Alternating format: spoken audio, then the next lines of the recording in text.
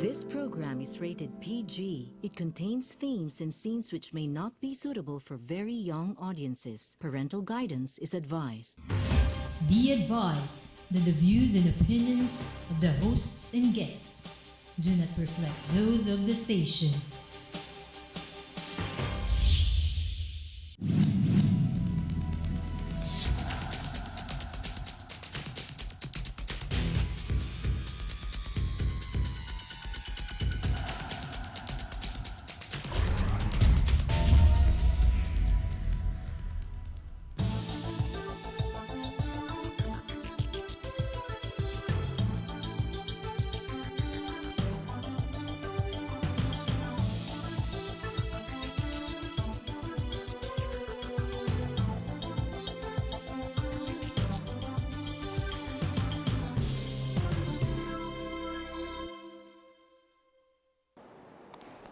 Halos isang dekada na po nagsasabog ng lagim ang Comelec at yung Smartmatic sa bayan natin.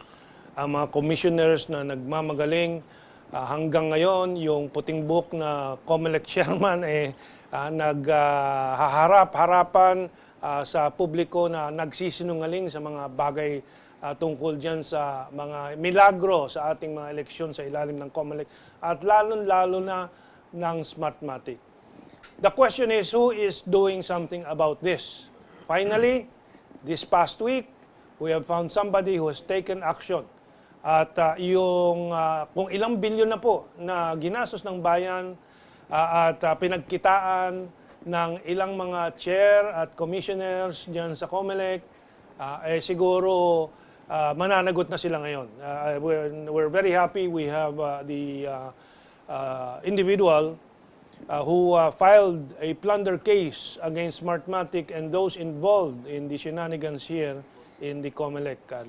Kaya ang pamagat natin, they are really not so smart. No? Itong gumawa ng plunder na to sa Comelec at dito sa mga eleksyon, automation, naalala ko up to way back 2010 pati mga envelopes ng mga election returns folders overpriced. Talagang ganado ang ating guest. You heard his voice. That is from Congressman Jing Paras of Negros Oriental. And with him also is the famed 60-30-10. 2013 yun, 2013. Whistleblower si Ado Paglinawan, whom you're very familiar with. Let's go back to Jing. I was saying, Jing, you were out of the limelight for 6 months. But we're glad you have come out with a bang, filing a case of plunder against who are these individuals and why? Explain to us the details of this case. Yeah, actually, I'm just taking up the bits and pieces, no? Or picking up the bits and pieces because this is really well discussed, no? In the Supreme Court ruling of the case of Pabilio et al. And the Integrated Bar of the Philippines. Who's Pabilio? Si Bishop Pabilio, no? Okay. Who filed a case to nullify the contract. Anong year yan? This was just 2014. 2014. 2015. Okay. 2015 because a week before or thereabouts, no? A week before Brillantes, Tagle, Yusop, who were then... Brillantes, we know. Tagle is the cardinal? Tagle is... that may be a disgrace to the cardinal. Kasi kapangalan eh. But Tagle is one of the commissioners. Okay. Former commissioners. And the third Yusop name? is the Another Muslim guy. commissioner. Another commissioner. Okay, Elias Yusop. Now I recall. Tatlo po silang nag-retire. Pero wala na si Yusop. Wala na si po Tagle. yan, Wala na si Brillantes. So, a few days before they retired, yes, they now I came recall. up with this, according to Gas Lagman, a midnight deal with Smartmatic. That's right, I remember. And thereafter, Bishop Broderick Pabilio. How much involved doon? Well, initially 300, pero... Million. 300 million. Oh. Nag-negotiate sila. Finally, the extended warranty contract was haggled to 240 million. Okay. But still a staggering amount of money. So, Bishop Broderick Pabilio and so many others filed a case to nullify this contract. Because this is without public bidding. And just thereafter, the Integrated Bar of the Philippines also filed their own case. And this was consolidated, and eventually, through the very able and brilliant ponencia of Justice Perlas Binabe, the one I highly respect as the Associate Justice of the Supreme Court, discuss it very thoroughly. So ito yung pabaon nung grupong yun. Bago sila umalis sa Comelec, nangontrata ng 240 million extended extended warranty. Bakit extended? Hindi ba may warranty naman talaga yun? Yun na nga po may warranty naman talaga itong 10 years. Pero pinagkapirahan nila itong warranty na pinopropose ng Smartmatic. Sabi nga nung isang commissioner whom I respect very much, si Commissioner Louis Guia. Hindi siya sumali dito sa kagaguhan na ito. But he was with the same batch? He was with the same Pero batch. hindi siya sumali. He dissented. We have to together salute. with Sino pa? Arthur Lim. Arthur Lim, who is this the Lim that resigned recently? No, That's that is another the Lim. culprit. Okay. That is the Moro guy. Okay. Pretending to be straight, but he was the guy who's in the thick. Si Arthur Lim is with the IBP. Arthur Lim. Tama ba? Oh, Okay, yeah. Integrated Bar of the Philippines. Yes. Okay. Kasi these are 2 years past, so we have to refresh the memory of our audience. Arthur Lim and Louis Guia were two commissioners who did not kowtow to the skipping of public bidding. They insist that there must be public bidding kasi the scheme that were devised by Brillantes and Company was through direct contracting. Under Republic Act 9184, which is the Government Procurement Reform Act, direct contracting is used only in very extreme Yes. Kung may emergency. may emergency, or there are certain conditions which should be strictly complied. However, obvious ito na they're really pushing this one, no? Brillantes, because from the records, as early as October or September Of what year? of the year 2014, I think, Okay. 2014. This guy, Christian Lim, already made a negotiation. No? He already negotiated with Smartmatic prior to an impending bidding. It was only in December of that year that finally, through this Resolution 9922, which authorized the award to Smartmatic, doon lang in-approve, pero 4 months earlier, he was already negotiating with Smartmatic. So what can you conclude with a negotiation, a government official negotiating with a prospective bidder, di ba? Okay. That's frowned upon, Herman. Yeah. Okay, before I go on, baka may gustong idagdag si Ginoong Ado Paglinawan. Yes. Ado. Well, this is basically how the sense of impunity by the Comelec, insofar as early as the 2010 elections, when they collapsed some of the safeguards. Yeah.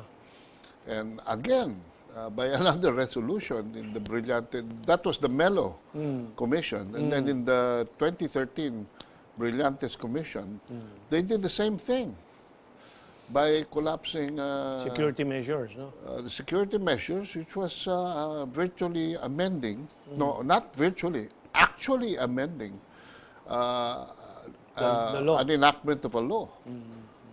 That's when a constitutional body can just like that. No?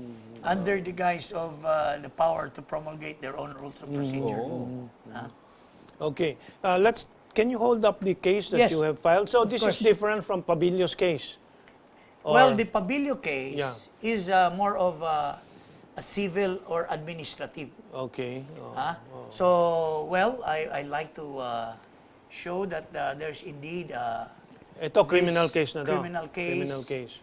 filed with the Ombudsman for plunder and graft and corruption against Who are the names? certain individuals. Well, we have Brillantes, Tagle, Yusop, Christian, Lim. Robert Lim, Al Pareño is also an incumbent Comelec. And of course, Cesar Flores. Cesar Flores, Eli Moreno, is I think now the director of this Smartmatic, and that magician, Marlon Garcia, who happened to be involved in the changing of that hashtag in the middle of tallying. And John Doe, I mean, there are Other names. that may be included while the Ombudsman is conducting its investigation. Sino itong nag-eskapo na Smartmatic technical man? Yes, Do you there know was the this name? guy, parang Filipino name, but Ganyan ba? pala, is a Latin American. Latin Oh, America. well, anyway, that's beside the point. Yes. I just wanted to remember. But Marlon Garcia is with Smartmatic Yes, too, di is- ba? in Parang fact, executive siya Yun ng daw ang Smartmatic. deadly. Oo, Deadly oo, daw oo. yan sa mga manipulation. Ha? But anyway, this case is about the 240 million contract for They call extended it- warranty. Yes. You know, ganito kasi yung why I came into this, Herman. It's because so many months or even almost a year na has passed that the Supreme Court ruled on nullifying this contract. And for sure, there was this grave abuse of discretion, which was the basis of the Supreme Court to rule on this case. We normally connote grave abuse with certain bad faith, di ba? Yes. So, in pushing for this contract through direct contracting, alam naman, we know very well that these are lawyers. These are well-versed in contracting already. And yet, they insisted on direct contracting. Despite the fact that the flagship of the new Procurement Act is public bidding, competitive public bidding. So they were aware, and yet they were still pushing, trying to come up with fancy alibis. Time constraint daw is the main reason. But he was negotiating how many months prior to this? 4 months prior. 4 months prior. Then the law department also came up with a recommendation, and the law department cautioned the Comelec in bank to be very cautious in using direct contracting. There must be strict scrutiny if indeed they complied with the conditions set in this alternative mode of awarding. So, very clear. Sabi nga ni Commissioner Louis Guia, they should have been very cautious about this. Kasi public bidding, yun naman talagang pinupush. Okay. There must be exceptional cases. So, Ano status nung kaso na final ni Pabilio? well, okay. That case, after some months, the Supreme Court declared it null and void. Yung extended warranty contract. Okay. So, liable na talaga sila. Liable na sila. So, si Brillantes is already liable talaga. Liable sila. But I'm sure nag-appeal sila siguro. May appeal ba? Wala. I don't think they appeal that. But this is more of an administrative action. Well, it's a civil case because it was filed under certiorari, which is a special civil action. We don't understand that Okay. as lay people. When there is a grave abuse of discretion on the part of government officials, government tribunals, or whatever, quasi-judicial body, you file a certiorari because there is an excess or no jurisdiction at all to rule on that issue. But ito po, this is civil, mayroon niyang corresponding criminal.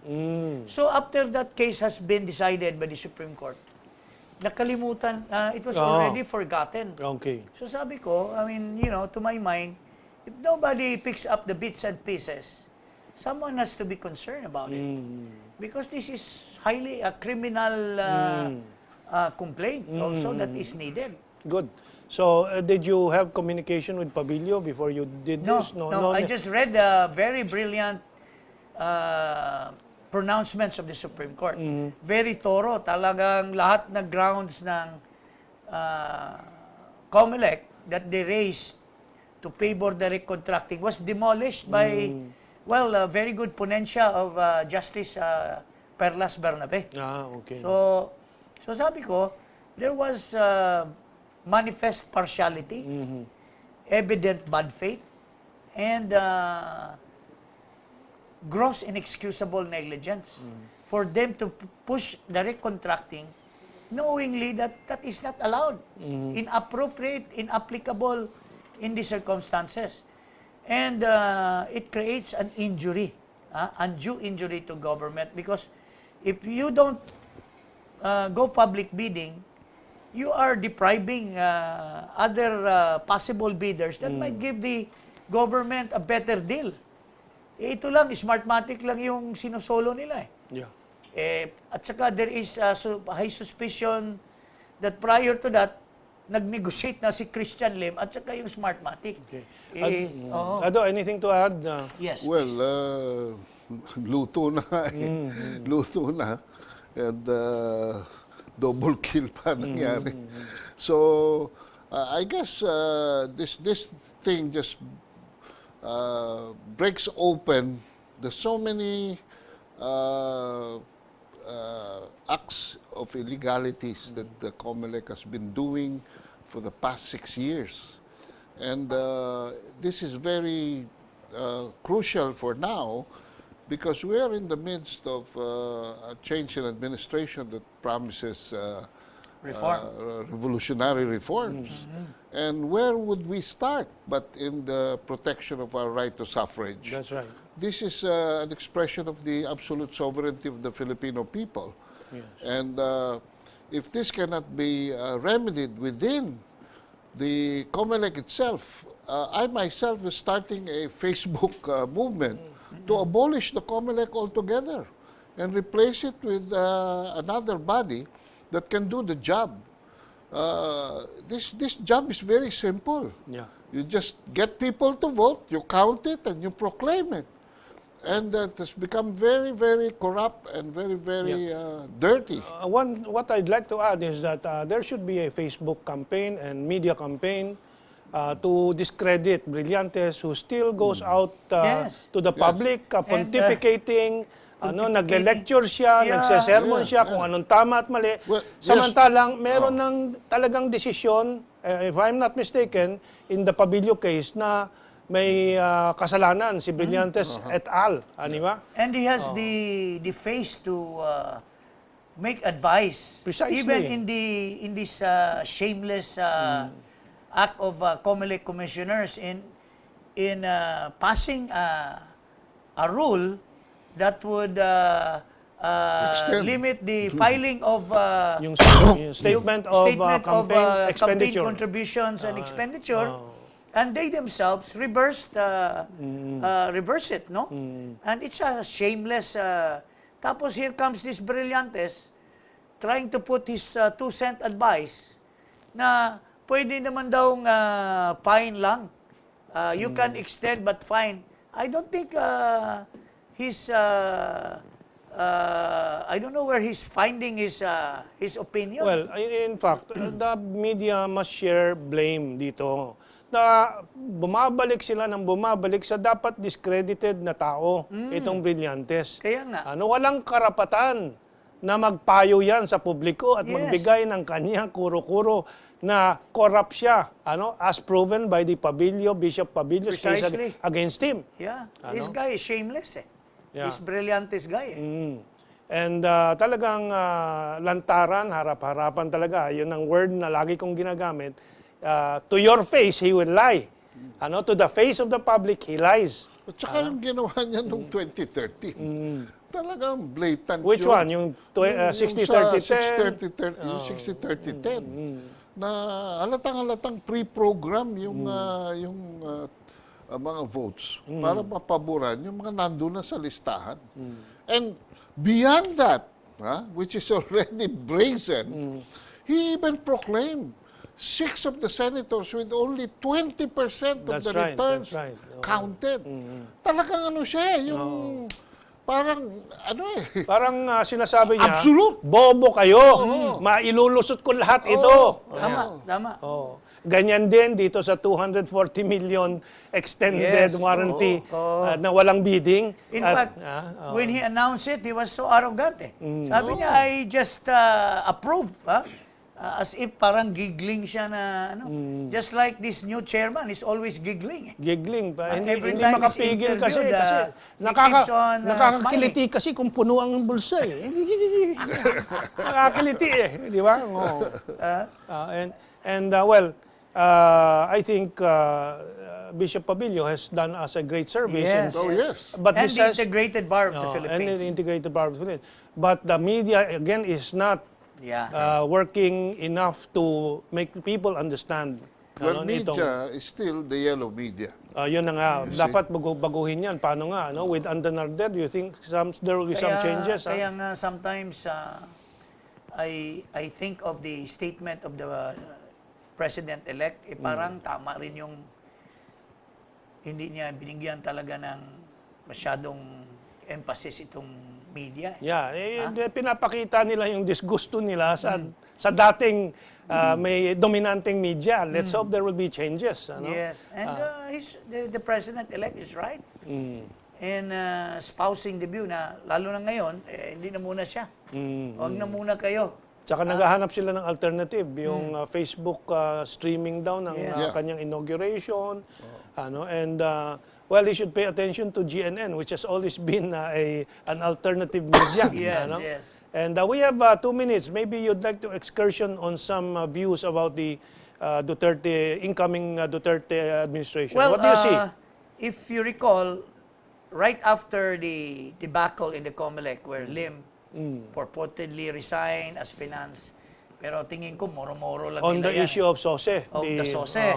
Then suddenly, the incoming speaker also said that we will file against the Comelec on this changing of their decision. No?